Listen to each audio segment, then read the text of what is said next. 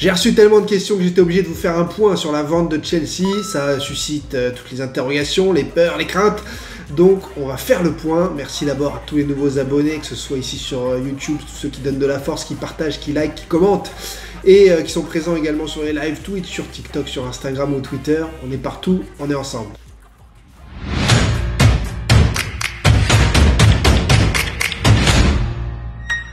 Roman Abramovich, 55 ans, dont 19 ans à la tête de Chelsea et plus d'un trophée par saison en moyenne, a décidé de passer la main. En pleine guerre entre la Russie et l'Ukraine, Roman Abramovich, que l'on sait proche de Vladimir Poutine, mais dont on verra un petit peu tous ses coulisses dans un instant, a donc publié un communiqué signé Roman où il le dit. Il quitte le club avec tristesse, il aurait préféré que ça dure un peu plus, mais c'est un choix de la raison. On comprend donc que la guerre et les problèmes avec la Russie risquent de durer un petit peu et que donc lui, au milieu de ça, il préfère passer la main, un petit peu poussé depuis quelques années aussi par l'Angleterre, puisqu'il a été obligé de prendre la nationalité israélienne pour remettre les pieds sur les terres anglaises et pouvoir revoir jouer son club dans son stade. Donc le Roman Empire de Stamford Bridge va disparaître dans les prochaines semaines, plutôt prochains mois, je pense, tant une vente aussi chère risque de prendre un petit peu de temps, d'autant plus quand c'est rendu public. On va justement en parler parce que c'est une sacrée affaire, une sacrée fin de cycle. Après autant de titres, quand même, faut d'abord le dire. Moi, vous savez que sur cette chaîne, j'aime parler du positif d'abord. Roman Abramovich, c'est 21 trophées en 19 ans, 5 Premières Ligues, 5 FA Cup, 3 Coupes de la Ligue, une Coupe du Monde des clubs, 2 Ligues des Champions, 2 Europa League, une Super Coupe. Mesdames, messieurs, c'est quand même impressionnant. Il l'a dit en tout cas, Roman Abramovich, dans ce communiqué. C'est simple, c'est clair, c'est net, c'est de la com parfaitement huilée, parfaitement réalisée. L'argent de la vente, au moins une partie, reviendra à un fonds caritatif créé pour l'occasion par le club pour aider les victimes du conflit en Ukraine. Et oui, parce que Roman Abramovich, du côté de sa mère, il est ukrainien, du côté de son père, il est russe, il est donc logiquement tiraillé. Alors on le sait, et c'est ce qui lui a permis de réussir énormément dans les affaires, on le sait, proche de Vladimir Poutine. Pas trop de nouvelles ces derniers mois, ces dernières années sur sa relation avec le chef de l'État russe. Pour autant, on le sait, on l'a dit, ça a fuité sur le Jerusalem Post, sur pas mal de médias étrangers. Il a participé à l'élaboration de ces réunions de négociation pour la paix entre l'Ukraine et la Russie. On le sait aussi, sa fille a dû le mettre dans l'embarras quand elle a posté sur Instagram un message vindicatif, un message insultant envers Vladimir Poutine, Sofia Abramovich. Finalement, une heure plus tard, son post en story Instagram a disparu. Mais on voit donc toutes les tensions autour de Roman Abramovich. Forcément, il a fait, les supporters l'adorent, puisqu'il a remis Chelsea sur la carte du foot mondial, tout simplement. Peu importe d'où vient son argent, quand on a d'aussi bons résultats, ça cache tout. Côté argent, on parle de 2 milliards d'investis de sa poche pour les résultats que l'on sait du côté de Chelsea. Alors, certains annonçaient qu'il en voulait plus de 3 milliards d'euros. Ce sera impossible, apparemment, à revendre à ce prix-là, surtout quand c'est annoncé brut pour point dans la presse. Vous le savez, c'est jamais la bonne façon de négocier. Donc, on va voir dans un instant quels sont les potentiels acheteurs. Manifestez-vous si vous avez l'oseille. On sait jamais. C'est pas mon cas. On va aussi faire la liste rapidement des plus grosses fortunes du monde, Forbes par exemple, pour voir qui pourrait être potentiellement intéressé, puisqu'en fait ils ne sont pas 36 à pouvoir acheter Chelsea. Et puis rapidement, petite parenthèse aussi sur cette guerre, parce que Abramovich, finalement, il y en a qui le dépeignent en démon, d'autres en roi. Il n'y a pas de bon, il n'y a pas de mauvais côté dans une guerre. Il n'y a que des morts, il n'y a que des innocents, il n'y a que de la tristesse. Il n'y a rien de bon dans tout ça. Donc je ne peux pas prendre les patins de la Russie, c'est impossible. Mais je ne peux pas prendre les patins non plus de l'Ukraine, qui ces dernières années a brillé pour son inhumanité au niveau de son gouvernement. Encore une fois, les peuples, je ne les mets pas dans le même sac, puisque son gouvernement a appuyé la dictature azérie, a vendu des bombes au phosphore pour aller tuer des civils et des innocents sur les terres arméniennes du Haut-Karabakh, peuplées d'Arméniens. Et là, la communauté internationale a brillé quand même par son mutisme. Et l'Ukraine a alors fêté l'écrasement de l'Arménie par l'Azerbaïdjan.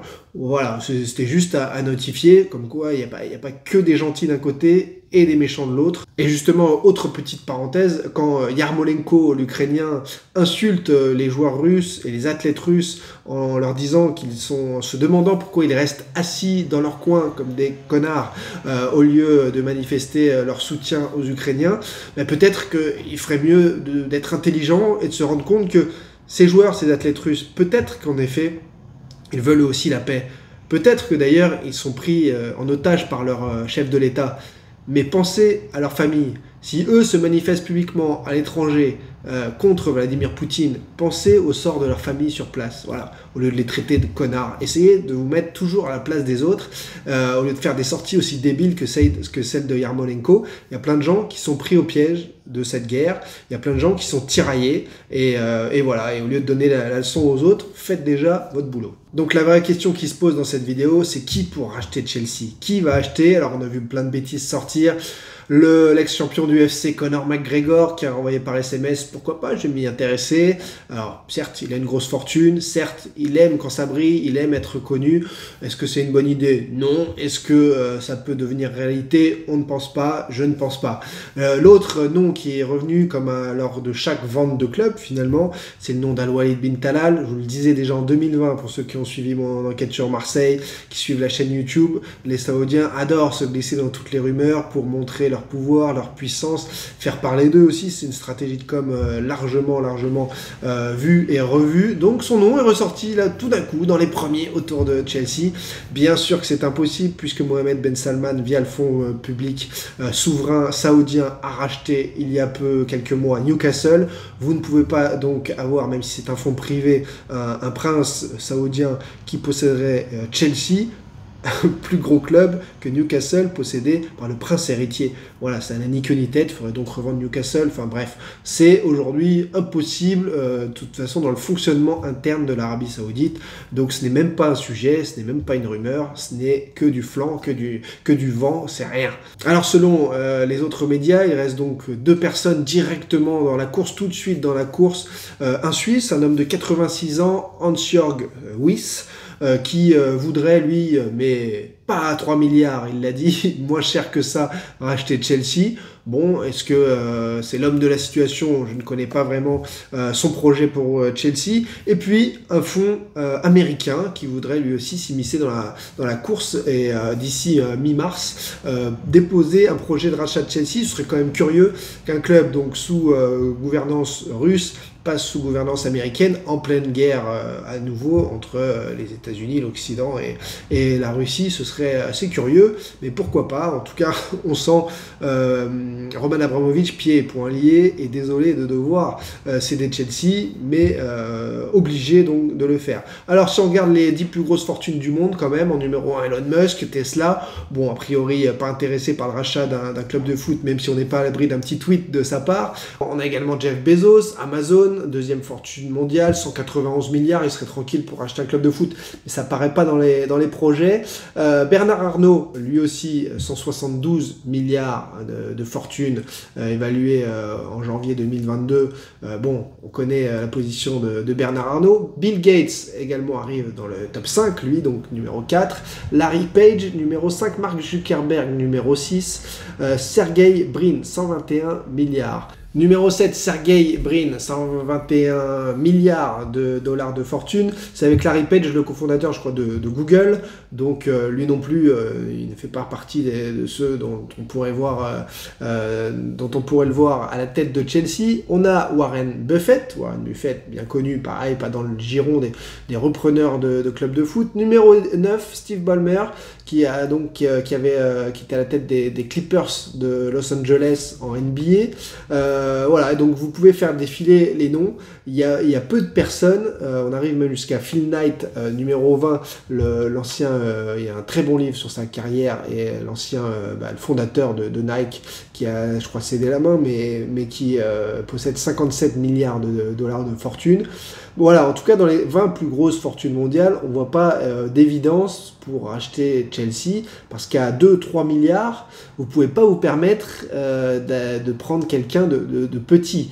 Là, on est dans des dossiers incroyables et surtout, on est sur des hommes d'affaires, là, dans les 20 plus grands fortunes du monde, chez des mecs qui entreprennent pour gagner de l'argent.